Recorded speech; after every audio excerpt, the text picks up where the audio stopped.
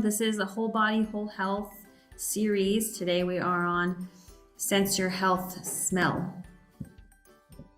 So the mission of the MMC is to enhance and promote good health and well-being through research, education, and services in food science, nutrition, and dietetics. These are some of our partners that we work with in the community. Just a few of them that you can see over here. And so the presenters today will be myself, Shelly Solemnium, registered dietitian, and I will be talking through the nutrition education portion about smell and how it relates to cancer and health. And Janika will be doing a really interesting food demonstration. And so just to get some things out of the way, some general housekeeping, if you have any questions and comments, please put them in the chat box. We'll get to it, or the Q&A section. We'll definitely get to it at the end of the presentation. And we can only really answer general nutrition questions. So if you do have something specific for you, we can refer you to a medical provider or a dietitian for you. So the objectives for today is to really learn about how our sense of smell is connected to our health, and the impact that smell has on our eating habits as well as our well-being, and how to manage changes to our smell during treatment. So, sense of smell. Your sense of smell is oftentimes overlooked. You don't think about it, you kind of take advantage of it, but it really plays a crucial role in our well-being. Join us as we explore the fascinating connection between smell and health. So this is the olfactory system. Olfactory system is the system that is just a fancy name or a scientific name for a system of our smells, our whole smell system, our sense of smell.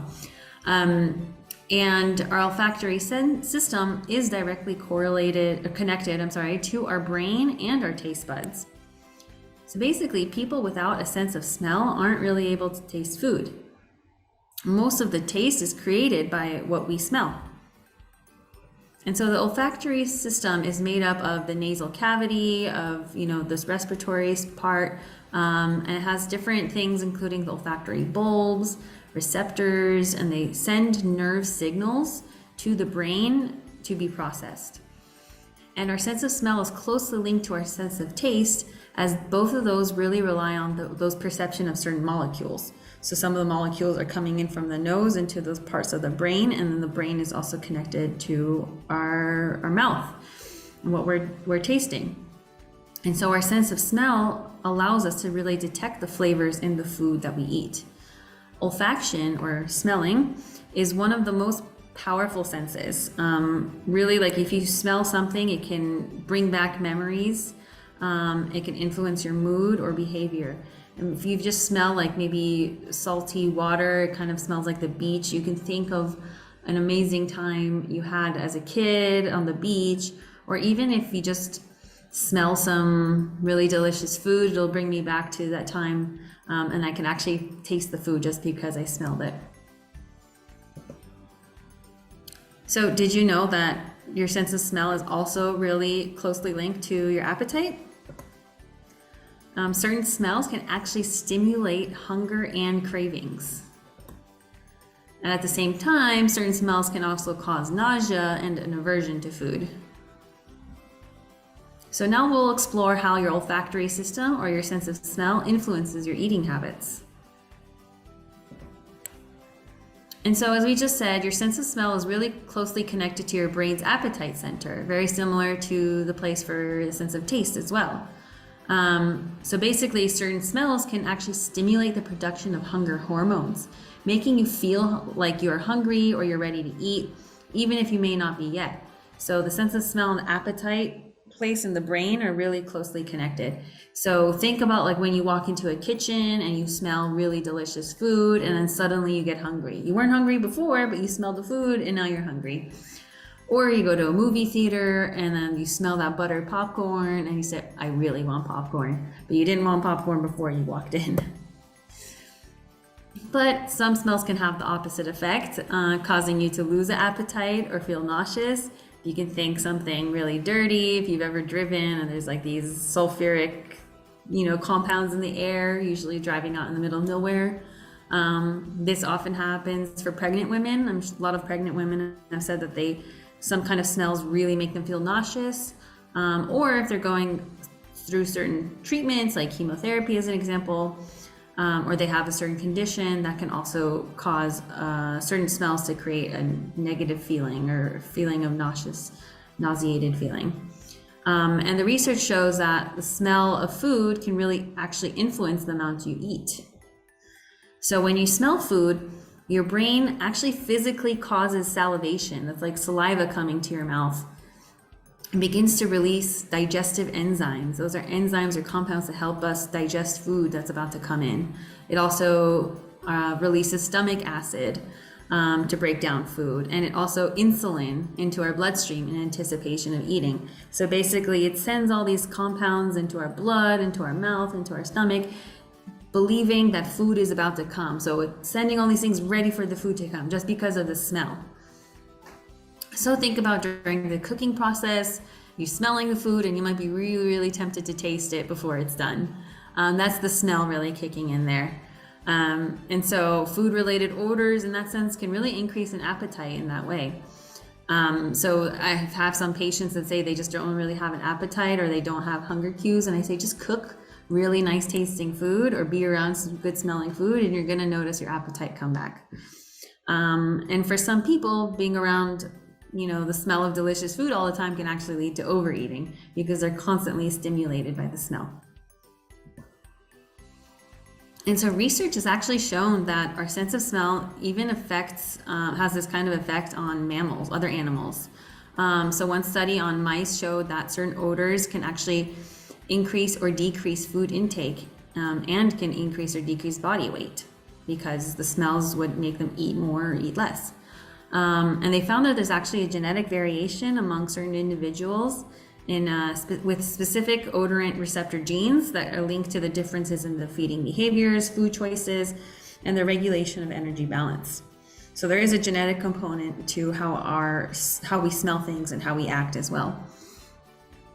And so the activity of the olfactory system can be influenced by like hormones, also our nutritional status, as well as metabolic cues. And these can impact our behaviors, like how much food we're taking in, what kind of foods we prefer to have, and all of this is in order to assist in maintaining our energy balance, or calories in, calories out. And so there is a link between smell and eating habits, as we just discussed. So if you can think the impact of garlic has a really pungent aroma, and that really can stimulate the appetite, and it would improve digestion, making it really great for so many recipes. Anytime I cook with garlic and someone walks in, they say, "What are you cooking that smells so amazing?" But garlic is a really, really powerful tool to enhance smell. Citrus is actually one that's surprising. It's refreshing and a zesty smell. Oranges, lemons, limes, they can really awaken the appetite. If you think like an appetizer, something like an aperitif, something that really gets the appetite going. And the smell of fresh baked bread. I'm sure you've all walked by the Subway and you've smelled the bread smell pumping into the air. The aroma of freshly baked bread is really irresistible to most people, and it makes you really crave that bread. And then roasted nuts, if you can ever recall a time walking through a city and smelling that really nice roasted nuts in the city, and it wafts through the air and you say, "I really want one." I want to buy some right now. And then grilled meats. Oh, this is a big one. So the smoky and savory scent of grilled meat, especially chicken and steak, can really make your mouth water. I think I can actually taste it. I can smell it now just thinking about it. And coffee. The smell of coffee, if you can ever think like when you wake up and you smell a coffee and how inviting and aromatic it is and how it makes you really want to have a coffee, and even pair it with something tasty like a croissant or something like that. And so there is a big link between the smell and eating habits. So the smell of foods can really stimulate an appetite, as we just saw, but it happens through a combination of different factors. So when your food is being cooked, there's actually volatile compounds that are being released into the air.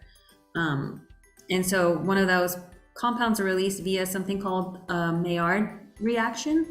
And basically it's just like from the cooking process. And it creates these like proteins and sugars that it's created by these proteins and sugars that undergo a chemical reaction during cooking. And in that smell, it creates salivation and enzymes. As well as like an association with positive or negative on the other side experiences. So maybe the smell of something, like I said in the beginning, you associate with a nice experience, so you start to crave the food, or maybe the smell is associated with something negative, so you don't want the food. A lot of times they say if someone is undergoing chemotherapy to not be around their favorite foods at the same time, because maybe their body is going to start to associate the smell of that food with the negative experience of being sick. There's also evolutionary factors to it. The smell of food can tell someone if the food is safe to eat or if it's nutritious, for making sure the food is okay for us humans to eat from so long ago. There's also cultural influences. So maybe some people associate certain smells with certain celebratory events or special occasions. So that might impact if they're eating it or not. And there's also a sensory stimulation. So since smell and taste are interconnected, smells influence how we're perceiving the flavors and then can enhance or complement certain tastes and even textures, which makes it even more appealing. So it's like a combination of the senses, of the sense of smell and the sense of taste and the physical touch as well. And so smell isn't just related to our appetite, it is also related to our overall health as well and wellness. As an example, eucalyptus.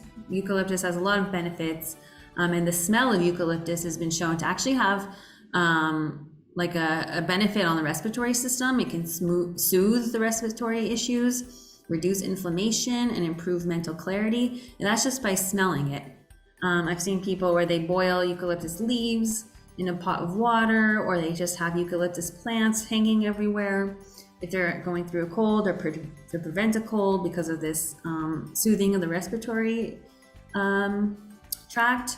And there's also eucalyptus essential oils that can be breathed in during a cold if there's any kind of virus that's affecting the respiratory system. And another one is lavender. If you can think, maybe close your eyes and smell, you can smell lavender and how it's calming, soothing. The smell of lavender has been shown to really reduce stress and anxiety, promote relaxation, improve sleep quality, enhance mood. And some research even showed mild pain relieving properties, especially more for like headache type of pain. So even if like you want to improve your sleep quality, you can smell some lavender before you go to bed, and it's been shown to actually help. So now we're talking about the negative side of smell, but sometimes people can be dealing with smell and causing nausea, which is common and can happen sometimes during cancer treatment. So if you are dealing with nausea or aversion to certain smells, it can be really difficult to cook and eat food just because of the smells. If you feel like you're going to throw up just because of the smell of food, then it's really hard to eat food. But there are some tips to help so that you can cook less smelly food, and so you can also have just less smelly food to help with the nausea, because if you don't smell it, then you're much less likely to get nauseous from it.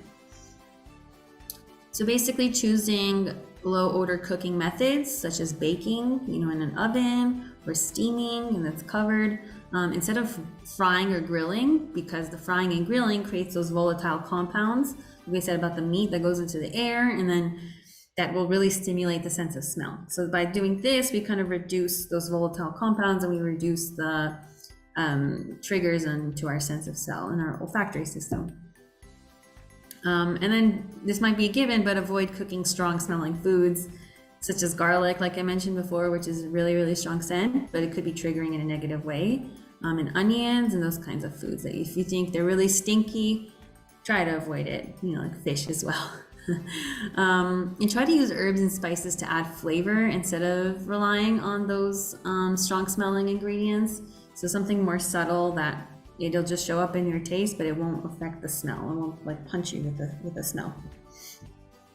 And as well, you can open windows and turn on the fans to help clear the air so that the room isn't so filled with a certain scents. And really avoid foods that require slow cooking or cooking for a long time, because the longer that the food cooks, I think the more that those compounds go into the air, and so you'd become more full with those smells, and it could affect you in that way. And like we said before, avoiding foods with the naturally occurring smells. So like eggs, for example, has a sulfuric smell, so kind of like an eggy smell. Might want to avoid it. Fish, aged cheese, like the blue cheese, if you can think, the stinky cheese. Fermented foods, so like pickle, sauerkraut, any kind of pickled veggie, torshi, that kind of stuff might have certain kind of smells. Brussels sprouts or broccoli, if you can think, has also that really strong scent. So if you're having this aversion to smell, try not to cook foods that are really stinky. And especially just avoid certain foods that you know will trigger the nausea or feeling ill, because nobody's the same. Everybody has a different experience. So what might be tolerable for one person might not be for another. And just because someone else doesn't tolerate it doesn't mean that you won't.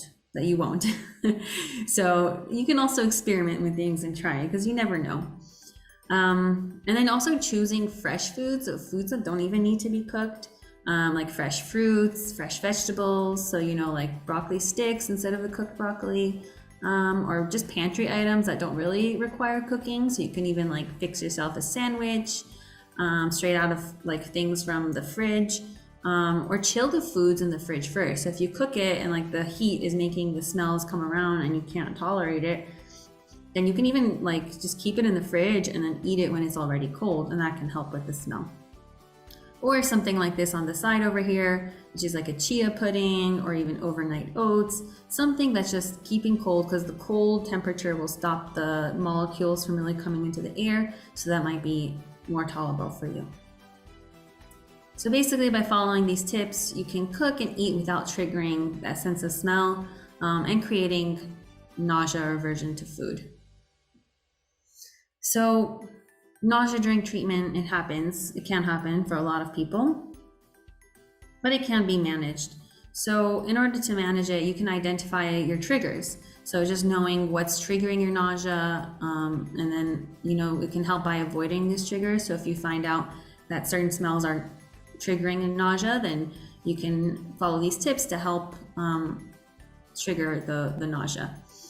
Hydration is super, super important as well. Drinking plenty of fluids can keep you hydrated, and it's really helpful for reducing nausea. And then don't discount medications and natural remedies even. So talk to your care team providers. There are certain medications and also natural remedies that can help with alleviating nausea.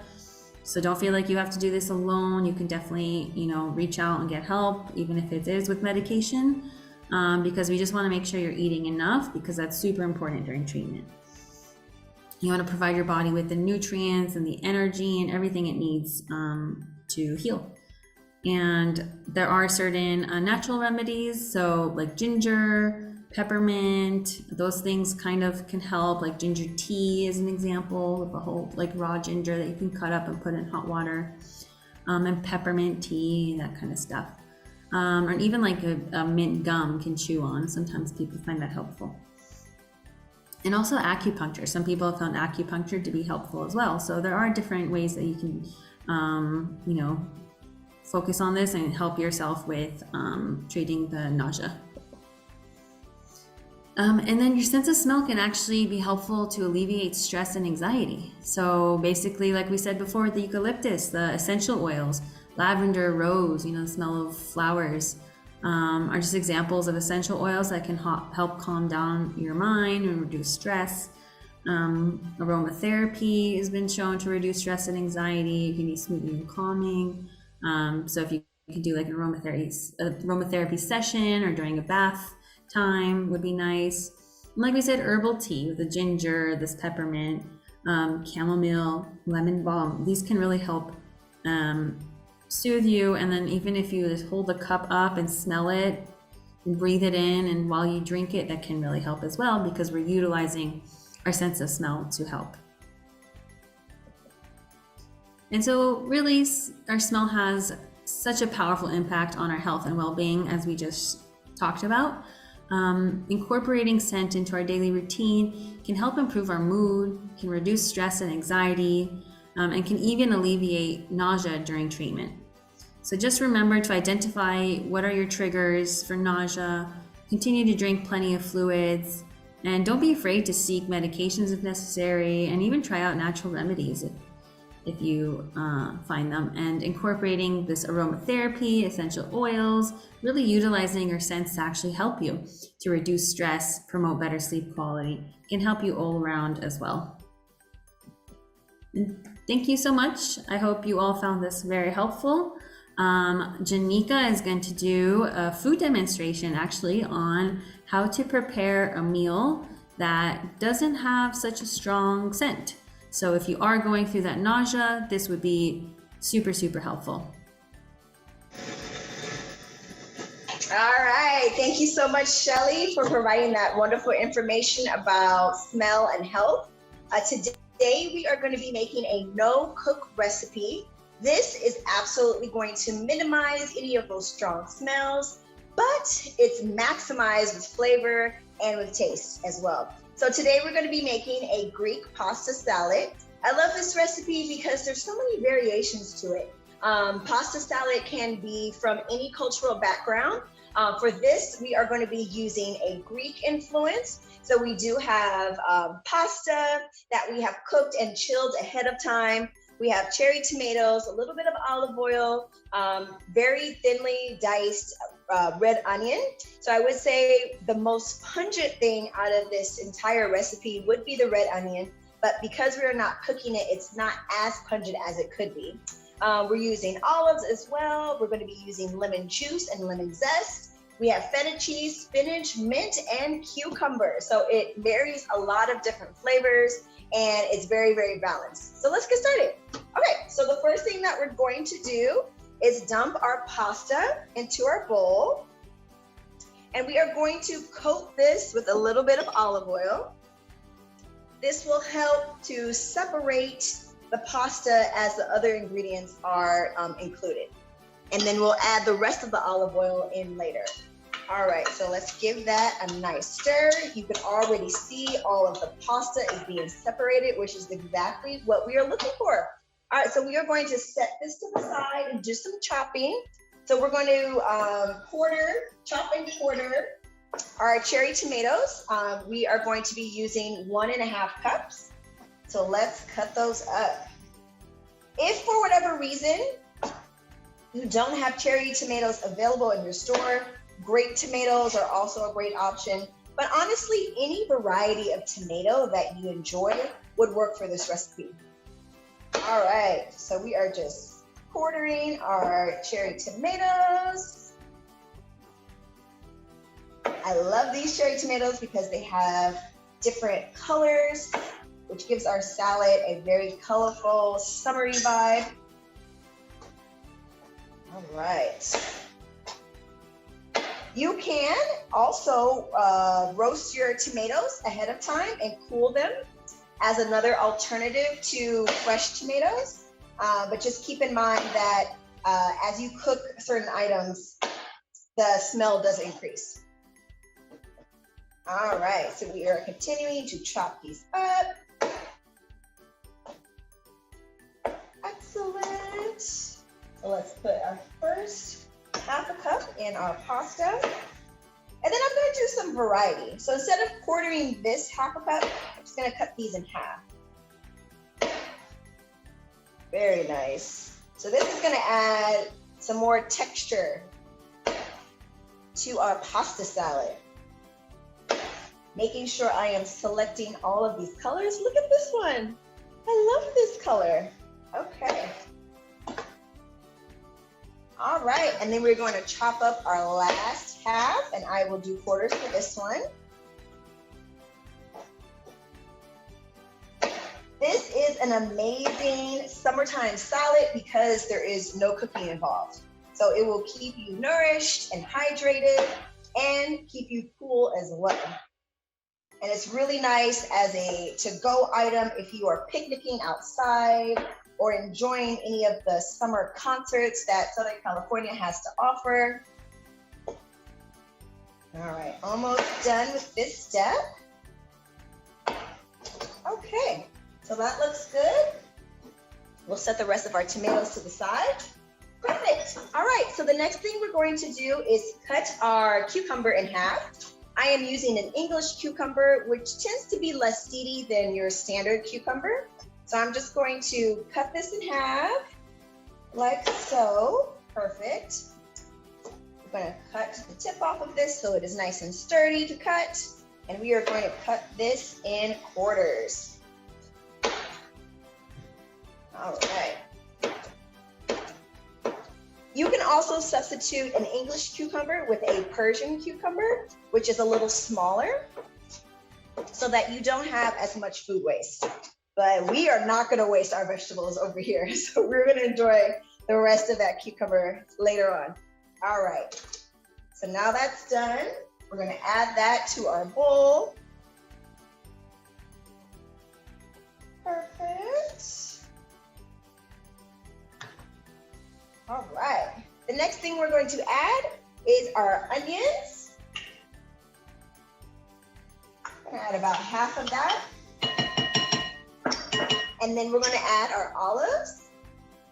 If you want to dice your olives up to make them smaller pieces, you can, but there is no, you don't have to, there's no purpose for it. Okay. And then we are going to roll our lemon to get it ready to be juiced. This releases all of those wonderful citrus vibes. Okay, but before we juice this and cut this in half, we are going to zest it directly into our bowl. So I'm just using a regular cheese grater. If you have an actual zester at home, that's awesome, or you can use a cheese grater like me. So we're just gonna zest this straight into it. And you wanna make sure that you are looking at the lemon when you're zesting it, because you don't want any of that white, fleshy part of the lemon. The yellow part of the lemon actually contains the oil essence and the flavor. The white part can be a little bitter. Okay. So we are gonna zest this about 2 teaspoons. Oh my gosh, it smells so good. I say this all the time, but lemon is my favorite citrus. It really is. All right. I can see the oils coming out, which is exactly what I'm looking for. I'm gonna give this a nice tap. Perfect. That side of tap. One more little tap, and we are done zesting. And then we are going to cut this in half and juice it directly into our bowl. All right. Just give that a nice little squeeze. Excellent. Set that other piece to the side. All right. And then we are going to coat this with the rest of our olive oil and give this a nice toss. Wow, look how colorful and bright that is. Yes, you are not sacrificing flavor in this instance. This is beautiful. Okay. All right, so we're gonna add the rest of our ingredients in. We have some feta cheese. If you are someone who is lactose intolerant or doesn't eat cheese for whatever reason, you can skip this step. And then we are going to chop up roughly some spinach. You're just gonna kind of roll it together like that to keep it all together and give it a nice rough chop. Nice. All right, so add that to our bowl, and then let's cut up the rest of our spinach.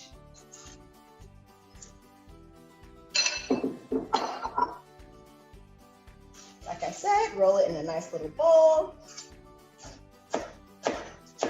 And let's cut this up. All right. Wonderful. And then last but not least, we are going to rough chop some mint. All right.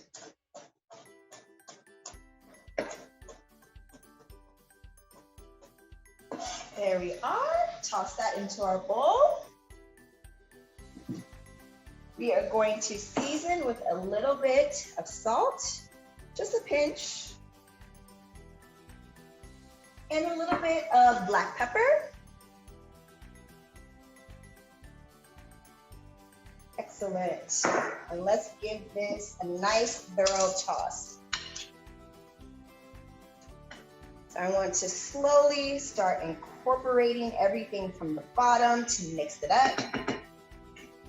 Perfect. That is looking good. Uh-oh, some of our spinach is escaping. Okay, so let's pull it from the bottom. Whatever escaping pieces of spinach we have, I will make sure they are in there. All right, so that is almost incorporated. Any missing spinach? Perfect. All right. So we are done. Look how easy that was. So we whipped up this Greek pasta salad in no time. We hope that you enjoy this cook-free, limited smell recipe at home, and you are able to enjoy it and enjoy the summertime. Thank you for joining us. Awesome. Thank you so much. That sounds really good. Just even having it in the fridge ready to go at any time. It's awesome. It's amazing. It can really be utilized. Thanks so much. And Thank see you. you next time. Bye.